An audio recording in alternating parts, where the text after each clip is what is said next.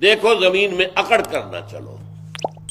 یہ تمرد اور تکبر اور یہ انسان کا اپنے آپ کو کچھ سمجھنا، یہ ہم اس سے پہلے پڑھ چکے ہیں حضرت لقمان کی نصیحتوں میں بھی.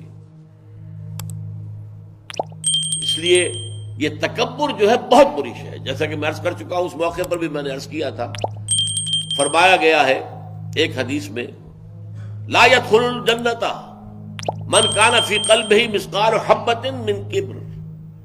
جنت میں ہرگز داخل نہیں ہو سکے گا وہ شخص جس کے دل میں رائی کے دانے کے برابر بھی تکبر ہے. اللہ تعالیٰ فرماتا ہے الکبر ردائی، تکبر تو میری چادر ہے، یہ ایک ایسا لباس ہے جو مجھے زیب دیتا ہے. اللہ کے ناموں میں سے المتکبر ہے، الملک القدوس السلام المؤمن المہیمن العزیز الجبار المتکبر. اگر آپ تکبر کرتے ہیں تو یہ ایسا ہے کہ جیسے کسی کی شانے سے، اس کے کندھے سے اس کی چادر کھینچ لی جائے.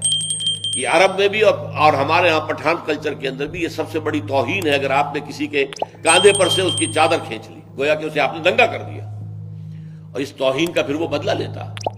تو تم میری چادر گھسیٹ رہے ہو میرے کاندھے سے، یہ تو میری ردا ہے.